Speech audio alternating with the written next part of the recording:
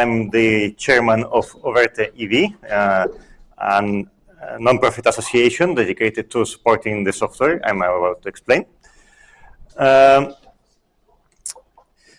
Yeah, I gave a talk yesterday. Let me see this thing about this project. So kind of to save a bit of time, just see the video of the previous talk when it comes out. But basically, it's a VR environment, a little bit like VR Chat or Second Life or Neos VR, if anybody is familiar with those. All right, so what do we have? We have a 3D environment with VR support, which is not required. We have VR on Linux as well. It runs on all platforms, is usable by multiple people at the same time, of course. Can be modified at runtime, so it's not something where you load, edit everything in some sort of editor and upload everything at once. Can be scripted. Has a sort of web-like architecture in the sense it works more or less like a 3D web server, where one installs the software on a given machine and just loads that data onto it, and there's a sort of browser that connects to that. Yeah, you can do anything you want with it, and it's under the Apache 2.0 license. All right, so seems like that. All right, about this talk. So this is going to be a bit kind of trickier than the previous one, because this is mostly me trying to explain quickly a bunch of different concepts. The point is not to explain anything in depth, but just kind of to give people a little head start about how to accomplish something within the system. Yeah, so it should just intended to be intended to get people interested or to be a starting point for somebody who actually just found it. Oops, something went wrong there. Yeah, and if you have questions, we have a matrix and Discord. Okay, all right. So first, a couple confessions. Yeah, I gave this talk before at FOSDEM. And I think the FOSDEM version probably would be the better one, because this talk is very tricky to actually give properly in real time.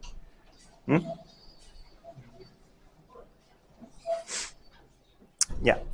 So if we have some spare time, I actually might want to try to show a segment of the previous talk, because I did a weird thing over there that I think is pretty funny, and like kind of I'm looking forward to see how people react to that. So yeah. Second confession is that I'm doing this on Fedora. Boo. Anyway, but yeah, it's what it happens to have, so unfortunately. All right, so today's topics: architecture, compiling, getting around, content creation, making a simple script, running a server, and yeah, time for questions. Right. So what does the system look like? So here's a diagram of the environment. The thing we a domain server is basically the thing you connect to, kind of a web server, more or less in this analogy. The client is over here, and it talks to a bunch of different cooperating services, which all can communicate through the domain server. So for instance, we have the asset server, which can serve assets like textures. The entity server, which maintains the entities, basically all the stuff inside, like objects and things. The audio mixer, which mixes audio for the clients. The avatar mixer, which maintains avatar presence. The message mixer, which passes messages back and forth. So for instance, it's used for the chat system. And there's the agent, which is basically can be either a bot or an actual client connected. The entity script server is the it hosts the engine that executes the scripts running inside the domain. So any of these can be on a separate machine if needed, and it can go down and be restarted without kicking everyone out. So we actually have a very stable infrastructure. Like if somebody actually manages to crash the script server for some reason, it's nothing is going to go all that wrong, and it can be restarted, and we can keep going from where we are. Right. So we are going to do a bit of development here. So let's take a look at how to get started with this. So we have at our website an app image and a Windows installer. We also have a build script, Overte builder. And this is building is not complicated, but there's a whole bunch of dependencies you need to have for it to actually build. So yeah, we have a handy script that just is going to try to install everything you need for you, download it from GitHub, and build it and create an icon on your desktop. You can use it also to build experimental branches. Like if somebody is working on a feature you are interested in, you can point it at a given pull request on GitHub, and it's going to build it for you, just in case we don't have an installer. Yeah, and it's also, so yeah, over the builder, yeah, it's going to build Qt if necessary. On most modern systems, it's not needed. It can use the system Qt. Version 5.15, which is more or less the latest version 5 that exists. And it's going to try to detect your hardware and use all the possible cores, accounting for memory. So yeah, pretty fancy. So let me do a quick demonstration what this looks like. So let me see if I can arrange this. Okay. Oops. Yeah, I think I'm going to have to exit the presentation. So yeah, this is going to be a bit trickier.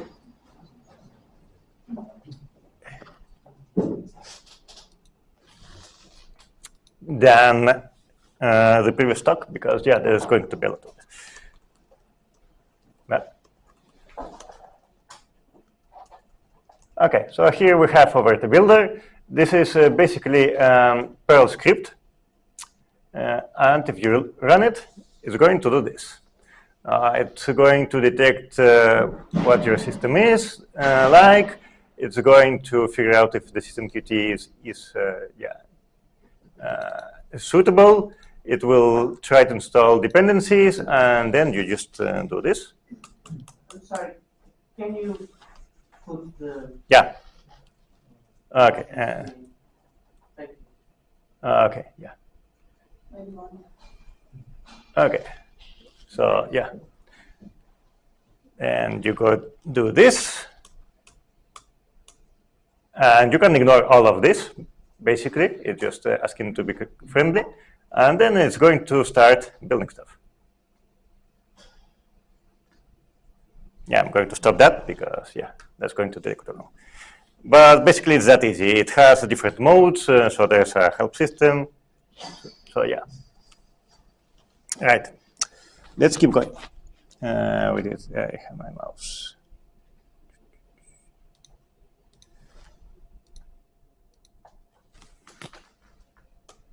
Right, compiling from source. So that's pretty easy. You just clone it from our okay.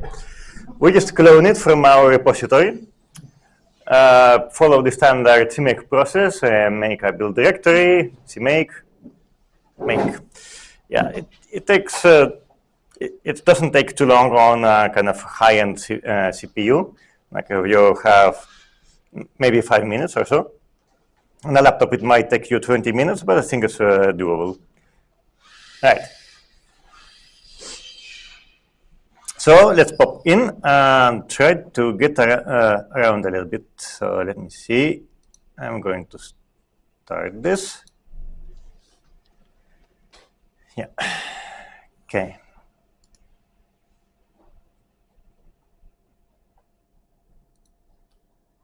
All right. Here we have. Yeah. This is an avatar I have from playing around to enforce them. All right.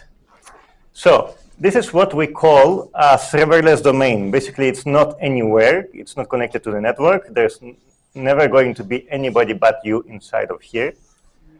You can do anything you want in here. It's all going to be reset whenever if you touch anything, so no problem. All right, so you can jump, you can fly. Yeah, it's all pretty standard. Okay. We have the audio settings over here. The shield is basically a comfort feature. It's also presented in places like VR chat. When you are in VR, somebody getting right in your face can actually feel somewhat uncomfortable. So basically, the shield protects you from that. If somebody gets too close for your comfort, they actually disappear from your view. Okay, snapshot. Yeah, you can take screenshots. The avatar, you can change the avatar. And just click something here, or you can click on this button and just enter a URL to the avatar you want. Yeah, okay. Let's see. In people, you see whoever else is around. Right now, there's not ever going to be anybody over here. In places, you can see the different places we have. So let's see. So we can just try to go over here. Do I have a connection? Give me a second.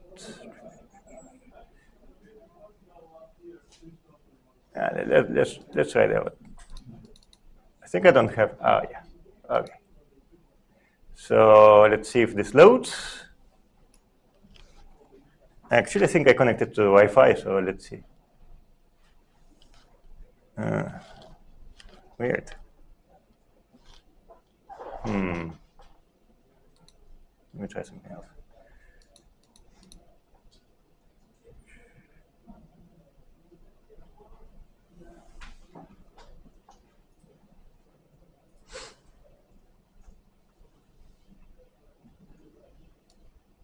Is it loading? Yeah, that's an interesting problem. Okay. Let's see. Yeah, this loads. Okay, let me try it again. On, load.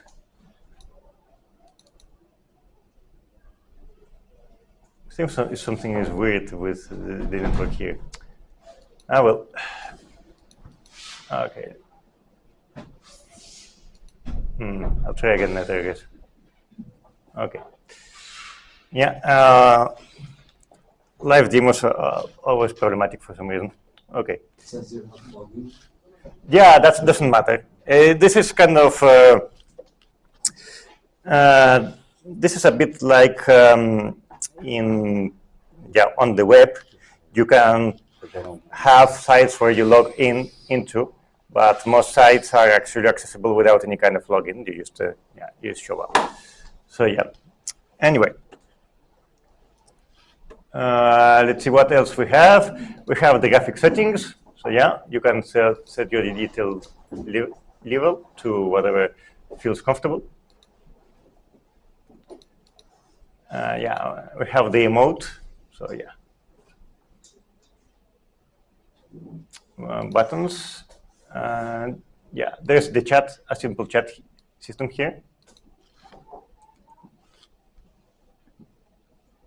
Okay.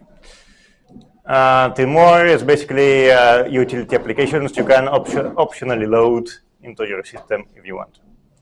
Okay, so that's I think that should kind of do for an introduction of kind of what it looks like. Okay, let's keep going. Let's see what is.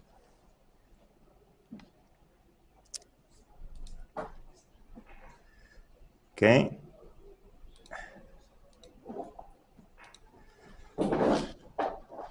Okay, next, content creation. Right. So here is the create menu.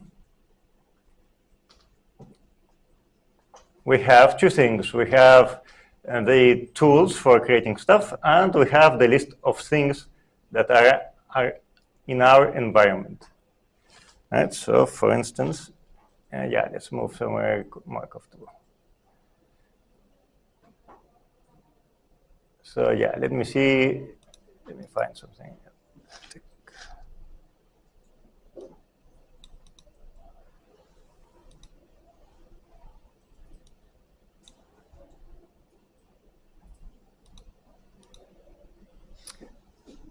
Yeah, there are different types of objects. There are lights, there are boxes, there are models, which are basically three shapes, particle effects, and zones, which basically kind of define various parameters for an entire region, like the light settings for the entire area. Okay, so let's select something to mess around with. Oop. Yeah, it's kind of tricky to do this like here, like this. Yeah, quick test area. Let's see. All right, so let's get out of here and yeah, over there. Okay, so we can create a shape. For instance, we can create a box.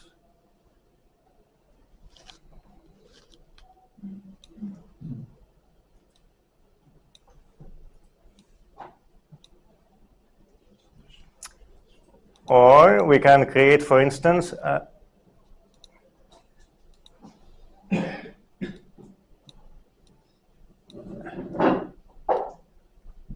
web page. It just loads like a normal browser. That's our website by default.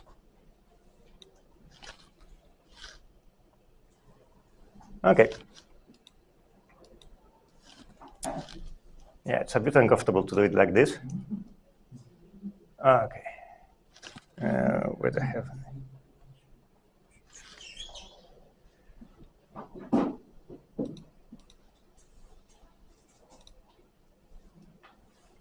Okay, so each object is called an entity, and in it you have various parameters that you can modify. They depend on what you actually have selected.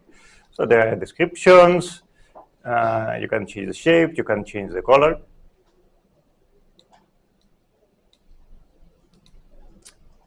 Yeah, you can make things transparent. Things can have scripts attached.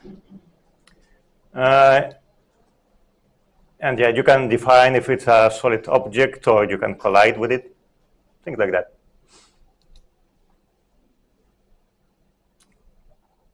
Okay.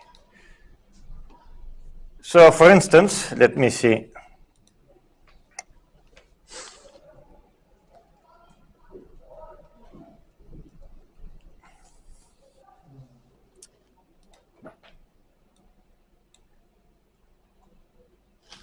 Just a second. Yeah. So for instance, we can have sample models. So for instance, here's, let's look something up over here. Toy car. Yeah, that looks good. So here's a toy car.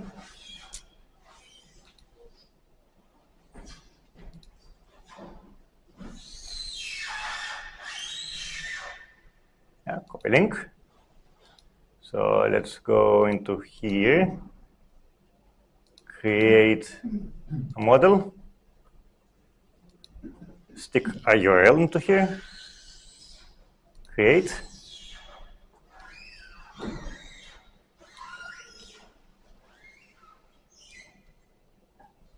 Yeah, here we have a guy.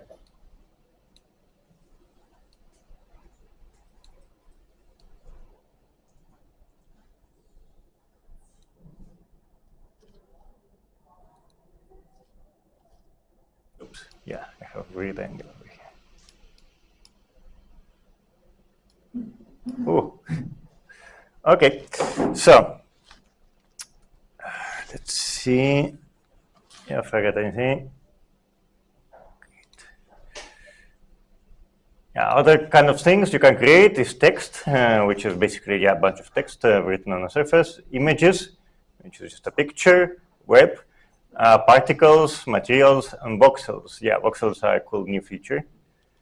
Okay.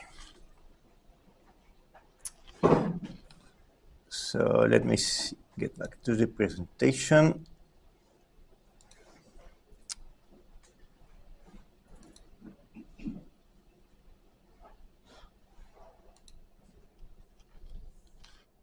Right. So we can also script stuff. So let's take a look what that takes. Just a second. Let me open this.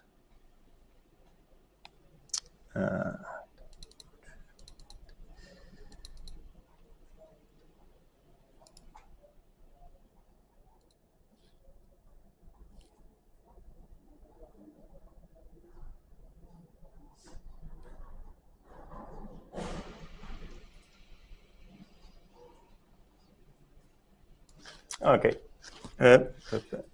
Here we have a very basic script. Right. So basically what this does is when you click on a given entity, we're going to edit this entity and give it a random color. That's about all we're going to do.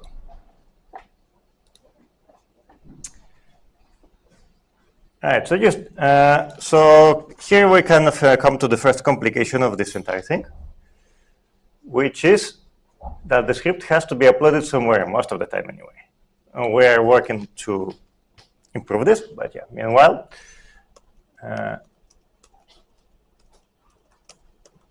okay. So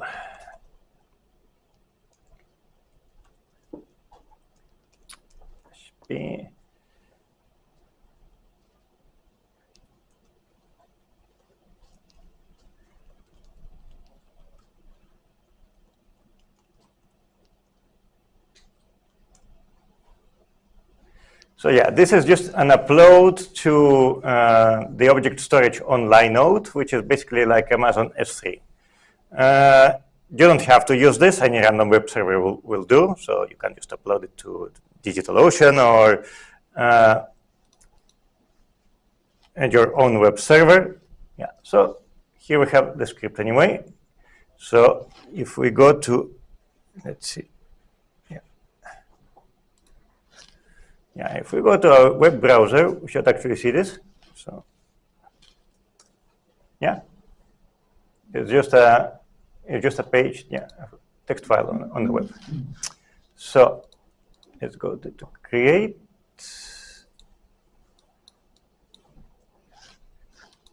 Select this thing. Okay, and properties.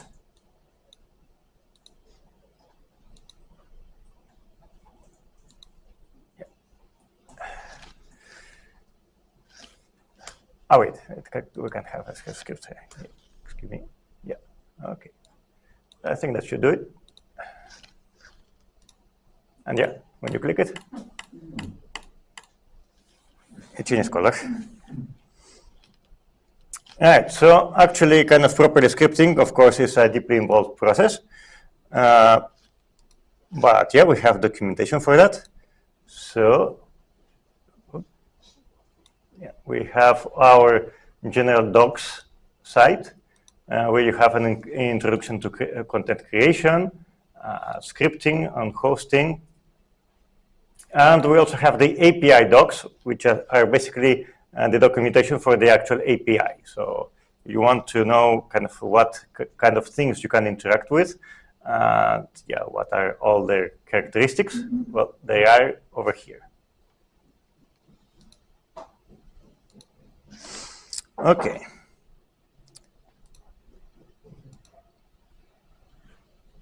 How are you doing? Okay. Translate. All right. Let's jump into something a bit more difficult. We're going to actually modify the code of this thing. Oops. Yeah.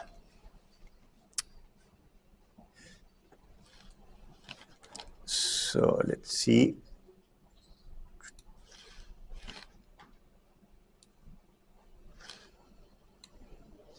All right. So this is a very large project, actually, somewhere around 400,000 lines of code. But yeah, it's actually kind of well organized.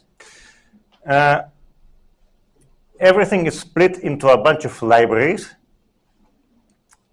So you can actually, many parts of the system can actually be used independently from the main code, as this is mainly used for testing. So We're going to come up with something small and simple to modify. So here in the previous page, so let's see, there's the about functionality, right? So we have the about class, and that gives us things like the version, release name, Qt version. Yeah, okay. So let's pop in first into the original functionality first. Yeah. Here we have the scripting console. So if you do, and also useful is API debugger. The API debugger basically enumerates all the things you can access inside the system. So for instance, if you just say about dot platform, Overte. That's all it is. It just returns a bunch of text, right? So, for instance, what if we want to make it do something else? Like we have a fork, right? We forked off Arcadia, for instance. Somebody else might actually want to build something on top of this. Maybe they don't want it to call itself Overte. They want it to call it something else. All right. So let me.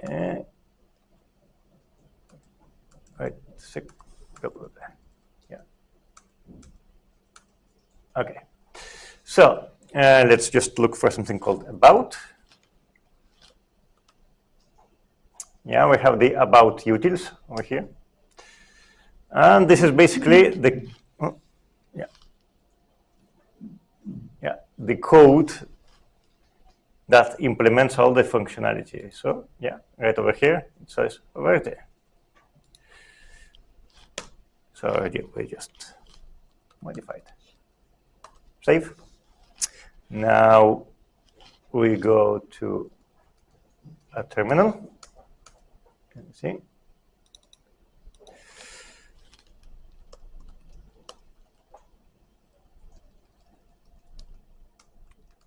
This was just built before by the process I've showed on the slide. So we just changed the code. Let's build it.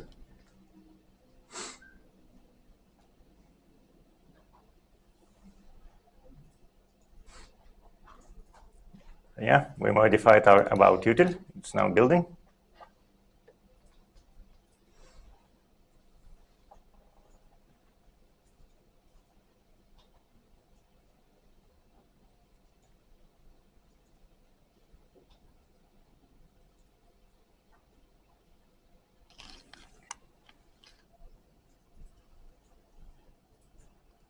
Yeah, let's shut this down for a bit. Okay, quit. Yeah.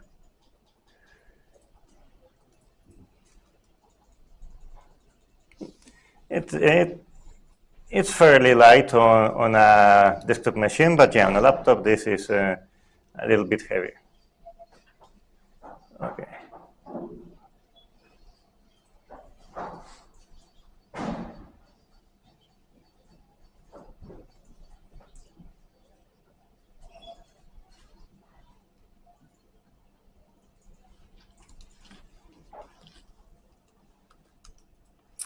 Yeah, just run the new binary.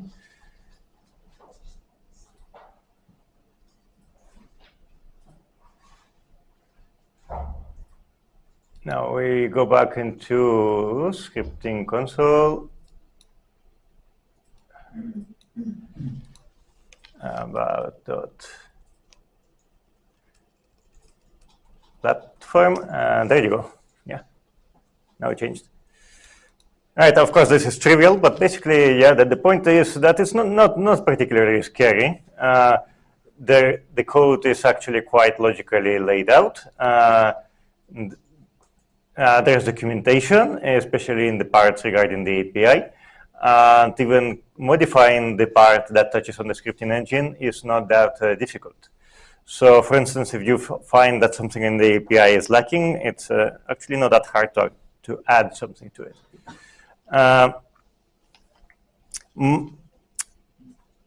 Yeah, I have a much better, a more complex example, which is the one I gave at FOSDEM.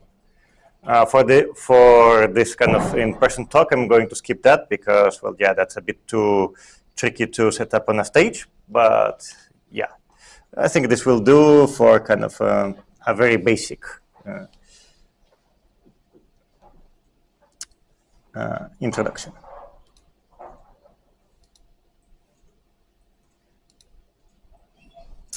All right, let's keep going. How do you run a server for this thing? Well, we have documentation. You can follow that, which explains to you how do you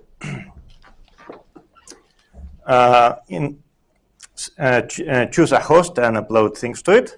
But the Overte builder tool can build the server for you from source code. This actually can be quite useful if you want to deploy it on some fairly unusual distributions. But building the code from source is actually fairly memory intensive, so you might want to bump the memory allocated to your virtual machine if you're going to actually install it on a host. So if you want to compile it on something like S3 or Linode, you should probably first get a larger machine to build it on, and then you can just tag that up and deploy that on smaller servers. Okay, and basically this is what you need to launch a server. First, you need to start the domain server, which is basically the component that coordinates everything. And then this is a slightly weird part. There's the assignment client. This is basically the different parts of the system. Depending on which arguments you run it with, it becomes either an audio mixer or a script server or another part of the system. -N6 is basically kind of the magic command to have it start all the default pieces at once. So by just doing that, you're going to have a functioning server. So let's see. For instance, let me start a console. Yeah.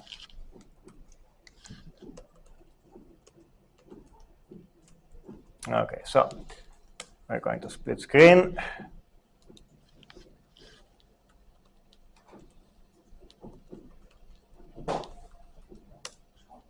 Yeah, and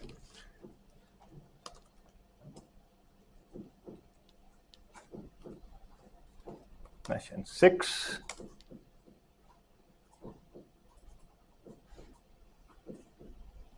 Yeah, I think that should do about it. So let me see if I can quickly.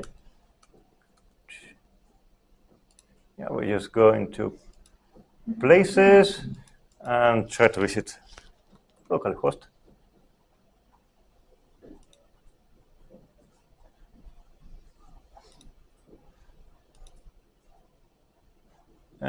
Yeah, there's nothing much in there, but we should. But yeah, you're basically in your own private world at that point. Okay. Back to the presentation. And you have the web interface for, yeah, let me see, where did this open? Give a second.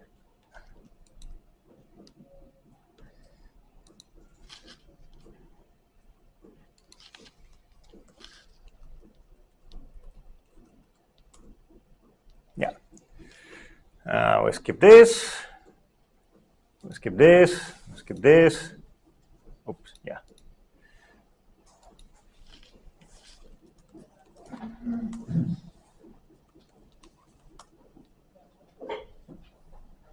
Yeah, finish. And this is basically the control interface for your own private server. You can connect to the directory services, which is basically the account system. So you can, for instance, ban people or allow specific people, give them specific permissions, like if you don't want everyone to create stuff on your host. we have authentication, we have monitoring, we have a Prometheus exporter, which is basically allows you to make pretty graphs of the stats inside the system. Yeah, there's a security settings. You can give a name to this thing. You can set permissions, like who can do what. You can control the audio system. Yeah, there are backups. You can look at the nodes. This is basically the status of the entire system, like what's the uptime of the different parts. Is something missing, like here's the message mixer, the audio mixer. Yeah, like if it just went missing, you'd see it over here. Okay. Yeah, let me get back to this. Yeah, okay. Okay, we covered this. All right, just in case anybody is interested. Yeah, this is the syntax to run things by hand. By this I mean that you want to manually start every type of component of the system separately. So yeah, you just give a type and a port. Yeah, this is more or less for the people interested in making, for instance, systemd services for every single thing, which, by the way, the Overte builder already does for you, so you can just copy that. All right, and I think that will do for. Yeah.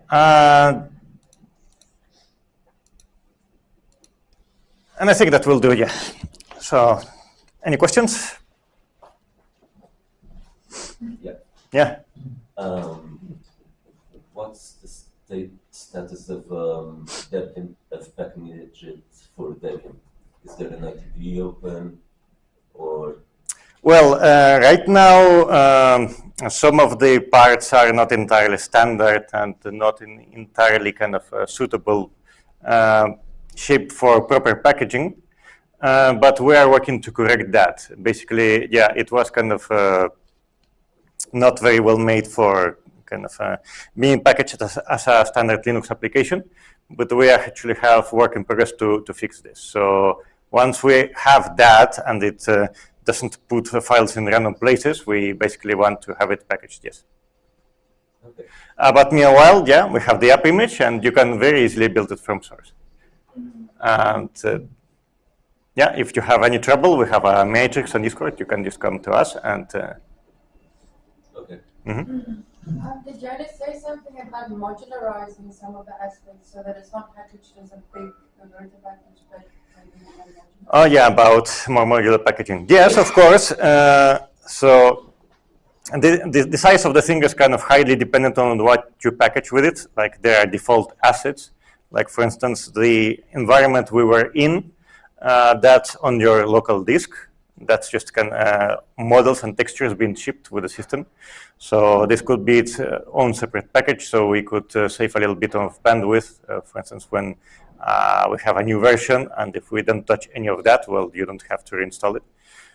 So yeah, the app image is about 1 gigabyte in size. So that's a bit large. But if you skip the parts that a system already has with it, like the Qt libraries, and you separate the content, yeah, it could be a lot lighter than that. Yeah. That could be your first thing. Right? That could be your team.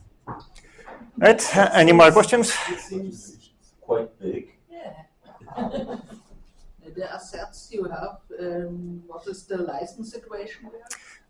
Yeah, about the licensing of the assets. The actual project is under the Apache 2.0 license, but of course you can use any outside assets, just like you to use on a normal website. So for instance, the car I pulled out of, it was from the GLTF samples GitHub, so it's yeah, under their own license, so yeah.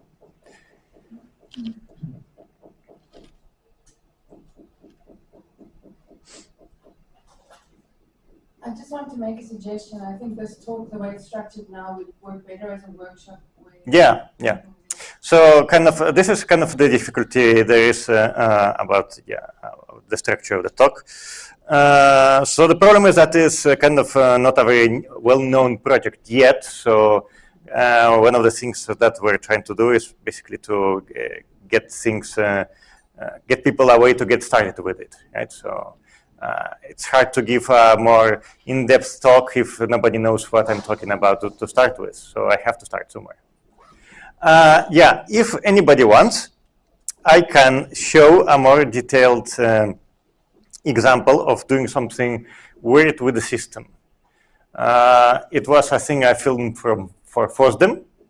That was a part of the talk over there. So yeah, if you think we have time. Not now, but you Okay. can schedule a workshop. Sure. Okay. Yeah, like in the next couple of Okay, yeah. So this was the point of this was to be very basic, to just to show, yeah, what you do with this. Is it possible to build the complete application on a container? Building the application on container, yes, you can. In fact, we do it all the time. Like, for instance, the Overte builder. Actually, let me show you.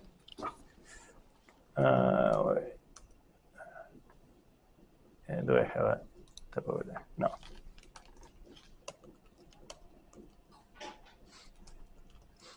So if you look in test helpers and Docker, so yeah, basically the way I test this thing is that there's actually part of the code for the Overte builder is set up containers where it actually builds the system in under different distributions. This is made just for testing, so it's not kind of for normal people to use like that. But yeah, I mean, you can very much build it. This also means that it's probably going to, the builder is probably going to work just fine in a container, because containers tend to be a lot more minimal than an actual installed system. So we kind of already took into account that it's going to miss some packages that a normal system might have. But yeah, if something is missing, just submit a bug report or come to Discord. Yeah, we'll figure it out.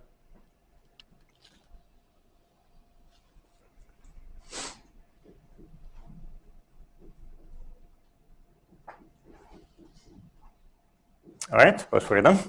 Thank you.